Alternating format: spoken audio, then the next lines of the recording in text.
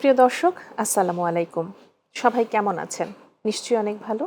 চলছে রমজান মাস, আর এই রমজান মাসের শুদ্ধতা, পবিত্রতা ছড়িয়ে পড়ুক আপনাদের প্রত্যেকের হৃদয়ে। এই আশা রেখে শুরু করছি পূর্বাচল হাভেলি সিটি লিমিটেড নিবেদিত রমজানে কর্মজীবী নারী অনুষ্ঠানটি।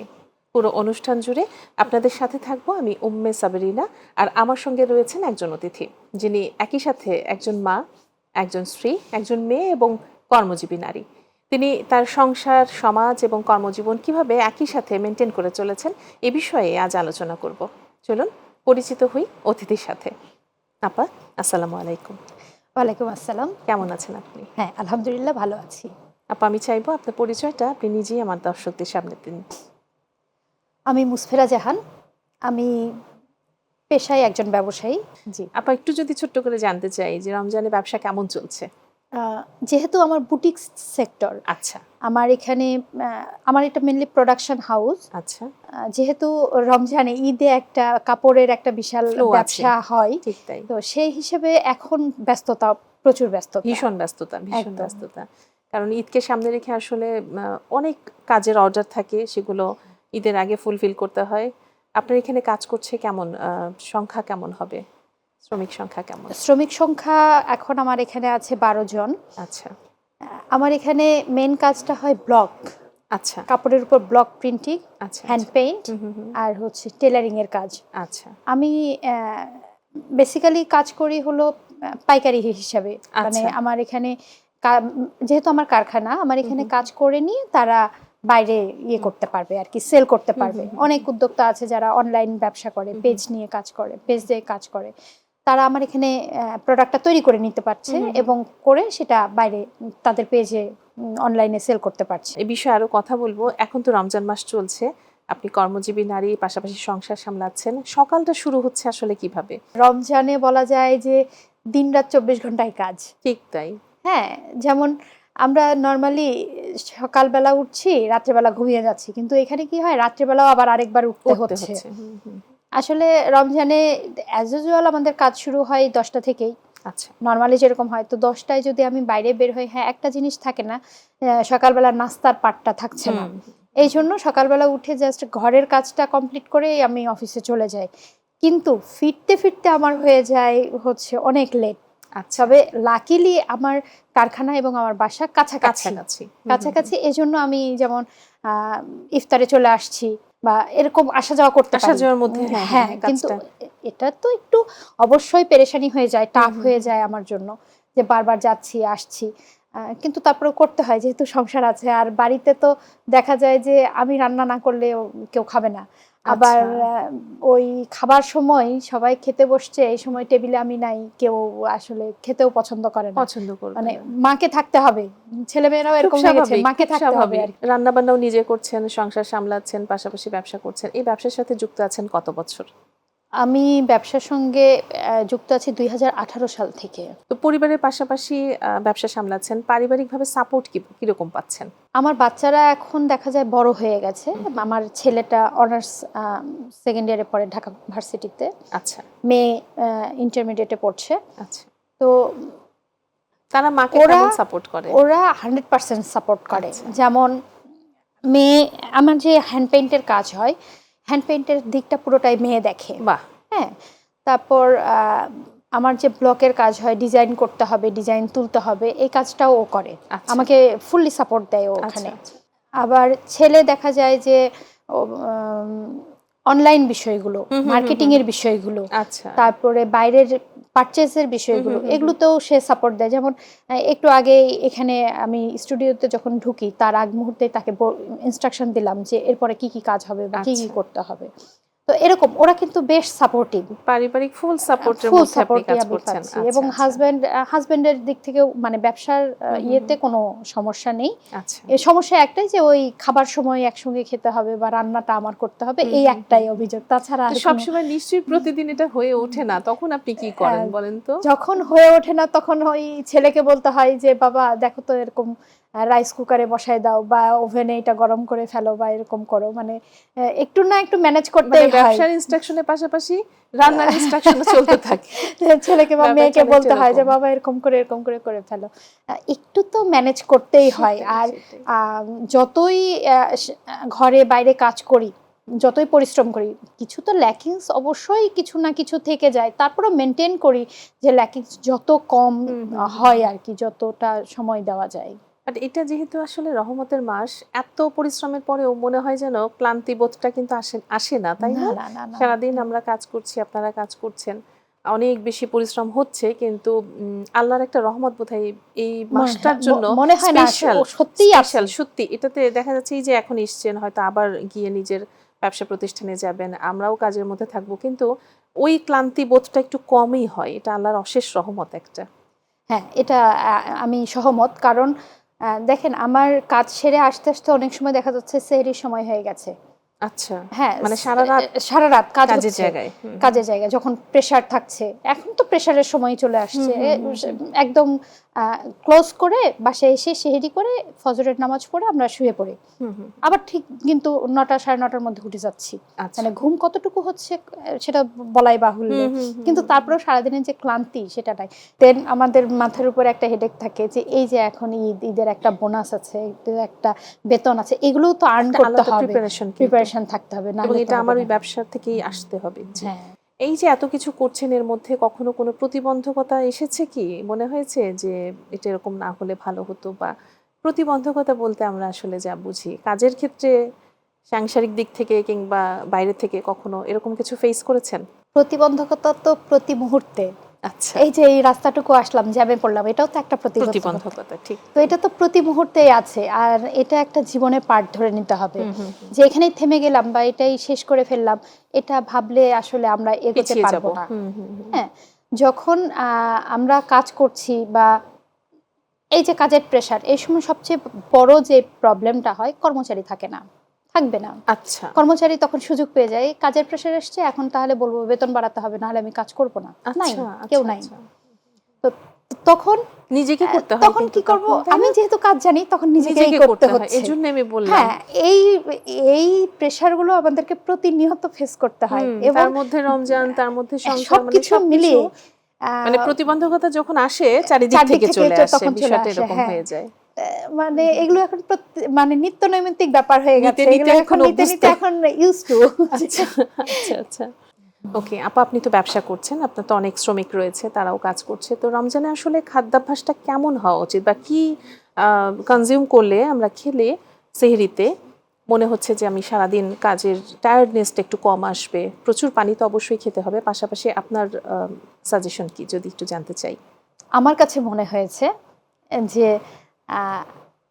মাংস বা প্রোটিন, হাই প্রোটিনগুলো অ্যাভয়েড করা উচিত। অ্যাভয়েড করা উচিত। সহজ পাচ্য যে খাবারগুলো, যেগুলো ইজিলি অ্যাবজর্ব করবে শরীরে, ঠিক তাই। সবজি বা একটু আমার বেসিক্যালি মানে দুধের প্রতি একটা আকর্ষণ আছে, দুধ, কলা, মানে বা ফলগুলোতে দই একটু চিরা।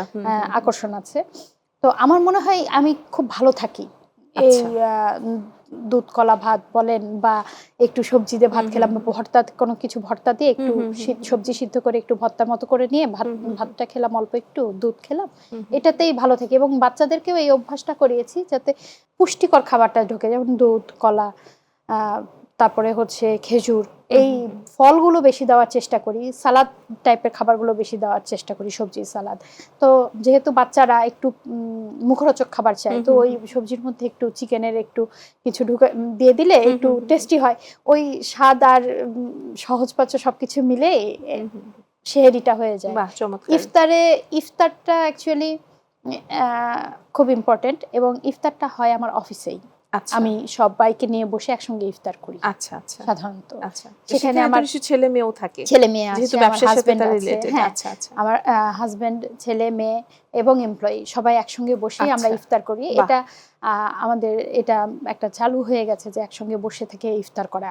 অনেক কথা বলছি, অনেক কিছু শিখতে পারছি, কারণ আসলে শেখার তো কোনো শেষ নেই। যত কথা বলবো, যতদিন বেঁচে আছি, শেষ মুহূর্ত থেকেও মানুষ কথায় বলে যে যে মুহূর্তে মৃত্যুবরণ করে তখন সে মৃত্যুর স্বাদ নেয়, সেটাও কিন্তু একটা শিক্ষার মধ্যে পড়ছে। মানুষ বাঁচেও একবার, মরেও একবার। তো এই মাসটা হচ্ছে আসলে আমাদের আত্মশুদ্ধির মাস।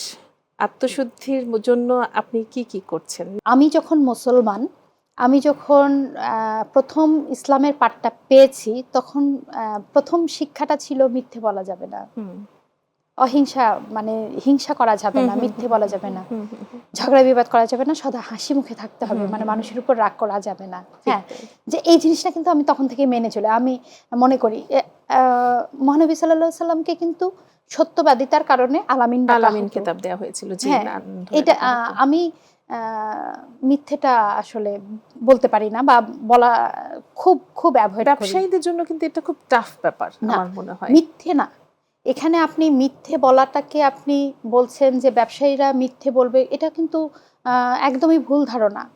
আমার যেটা এক্সাক্ট, আমি তো লাভ করবই, ব্যবসায় আমি লাভ করবই, কিন্তু তাই বলে একদম এমন লাভ করব না যেটা আমার জন্য হারাম। হ্যাঁ, আমার একটা সীমিত পার্সেন্টেজ থাকবে, 10% থেকে 15%। আমি কখনোই সেটা 50%-এ নিয়ে যাব না। হ্যাঁ, যদি 100%, অনেক ব্যবসায়ী আছে 100% লাভ করছে বা একটা প্রোডাক্টে করছে, বা 50 সেটা প্লাস। তার কিন্তু আমি এখানে যেটা করছি সেটা তো সম্পূর্ণ আমার শ্রমের উপর আমি কিন্তু এই টাকাটা নিচ্ছি। জি জি জি। সেখানে মিথ্যে বলার তো কোনো অবকাশ নাই। যে আমার কাস্টমার আমাকে সামনেই দেখছে, সবকিছু ওপেন, আপনি দেখেন, করেন। এখন এই যে আমি কষ্টটা করলাম 2 ঘন্টা ধরে, আমি আপনার একটা শাড়ির সেল করলাম বা শাড়ির আঁচল সেলাই করলাম, সেটার তো মজুরি দিতে হবে। এটা তো আপনি অবশ্যই আপনার চোখের সামনে হচ্ছে, সেটা তো আপনার এখানে লুকানোর কিছু নাই। হ্যাঁ হ্যাঁ, আর এখন আসলে অনলাইনের যুগে মানুষের অনেক ধারণা সবকিছু সম্পর্কে, মানুষ কিন্তু অনেক বেশি ধারণা রাখে। এখানে একদম মানে খুব কম্পিটিশন মার্কেট। এখানে আপনি চাইলেই বেশি কিছু করতে পারবেন না, বেশি নিতে পারবেন না, কিন্তু ওইটা পরের হিসাব। আমি আমার নিজের কাছে আগে পরিচ্ছন্ন থাকতে চাই। আমি কেন আমার একটা জিনিস, আমার খরচ হয়েছে 10 টাকা, ঠিক আছে, এখানে সর্বোচ্চ আমি 15 টাকা নিতে পারি, কিন্তু এটা তো আমি 20 টাকা নেব না। এটা আমি স্ট্রেট বলে দেই, আমার যেটা একদম ভাই আমি এইটাতেই পারবো, এর নিচে আমি পারবো না, এর উপরেও আমি যাব না, এইটাই আমার। তো আমি সাধারণত ফিক্সডেই ইয়ে করি, কারণ আমার যেটুকু না নিলে না সেটুকুই। তো এখানে আমি বলি যে আমি ব্যবসার ক্ষেত্রে 100% সৎভাবে ব্যবসা করছি আলহামদুলিল্লাহ, এবং মিথ্যের আশ্রয় নেওয়ার প্রয়োজনই হয় না, প্রয়োজনই হয় না। কখনো কমিটমেন্ট ব্রেক হয় না? হ্যাঁ, এটা হয়। এটা হয় কিভাবে হয়? যেমন আপনাকে আমার ডেলিভারি দেওয়ার কথা আছে আজকে, ওটাই জানতে চাচ্ছি। হ্যাঁ, ডেলিভারিতে আমার প্রোডাক্ট রয়ে গেছে, সবকিছু হয়ে গেছে, ডেলিভারি হুট করে একজন কর্মচারী নাই, মানে নাই, কাজটা পড়ে আছে। তখন তখন আপনাকে বলতে হয়, সরি আপা, আমার কর্মচারীর এই অবস্থা হয়েছে, আমি তুলতে পারিনি, আমাকে 2 দিন অন্তত সময় দেন, আমি নিজে হাতে করে তুলে দিচ্ছি। আপা, এই যে 14-15 ঘন্টা আমরা পানাহার থেকে বিরত থাকছি, আর রান্নার যে প্রস্তুতিটা, এই সব মিলিয়ে কোনো ট্রিক্স কি আপনি ফলো করেন আমাদের দর্শকদের উদ্দেশ্যে বা আমাদের বোনেদের উদ্দেশ্যে আপনি কিছু বলতে চান কিনা? কাজ করেও কিভাবে তারা আসলে সময়ের কাজটা সময়ে করবে, রান্না বান্নার বিষয়টা? আমি যখন যেটা করি একটু বেশি করে করি। আচ্ছা, মানে একটু তুলে রাখার জন্য, বা একটু বেসনটাই যদি একটু মিক্স করে রাখি, তাও মনে করেন যে একটু বয়মে তুলে রাখলাম, ছোলাটা সিদ্ধ করে রাখলাম, একটু বেশি রাখলাম, বেশি সিদ্ধ করে কতটা বাগার দিলাম, পরের দিন কতটা দিলাম, হ্যাঁ, একটু ডিপ ফ্রিজে তুলে রাখছি বা একটু নরমাল ফ্রিজে তুলে রাখছি, এটা হয়। আজকে যেমন বলেছি, মানে আসার আগেই মাংস রান্না করলাম, মুরগি যেহেতু খাবে বাচ্চারা, প্রথম দিন মুরগি রান্না করলাম, একটু বেশি করে করেছি, যাতে আমি কোনো কারণে যদি রান্না করতে না পারি, ওখান থেকে নিয়ে যেন আরেকটার সঙ্গে কিছু মিলায় আরেকটা রান্না করতে পারি। এবার একটা গোপন কথা জানতে চাই, এই যে তুলে রাখার বিষয়টা কি ওরা জানে? যখন দেখি যে জানছে, তখন দেখি ফ্রিজ খালি হয়ে গেছে, এই জন্য না জানানোর চেষ্টা করি। সব মায়েরাই বোধহয় এটা করে, কিছুটা তুলে রাখে কিন্তু জানায় না, অনেক সময় পরে আবার এই খাবারটা গরম করে তারা খেতে চায়ও না। হ্যাঁ আপা, অনুষ্ঠানের প্রায় শেষ প্রান্তে, কথা বলতে খুবই ভালো লাগছে। আমাদের নারী উদ্যোক্তাদের জন্য, যেহেতু আপনি নিজেও একজন নারী উদ্যোক্তা, নারী উদ্যোক্তাদের জন্য আপনি যদি কিছু বলতে চান আমার দর্শকদের উদ্দেশ্যে। অনেক অনেক ধন্যবাদ। আপনার সাথে যে এতক্ষণ কথা বললাম, আমারও কিন্তু খুব ভালো লেগেছে। মানে মানসিকতার মিল থাকলে যেরকম হয়, ঠিক এরকম মনে হয়েছে যে কথা বলে আমি খুব আনন্দ পাচ্ছি, ফ্লুয়েন্টলি কথাগুলো হচ্ছে। অনেক ধন্যবাদ আপা। আর নারী উদ্যোক্তাদের কথা যেটা বলবো, আসলে আমাদের সমাজটা মানে নজরুলের ভাষায় যদি বলি যে পৃথিবী যা কিছু মহান, যা কিছু কল্যাণকর, অর্ধেক তার করিয়াছে নারী, অর্ধেক তার নর। তো আমরা বাড়িতে বসে না থেকে আমাদের আসলে উচিত কিছু না কিছুতে ইনভলভ হওয়া, যে যাই পারি।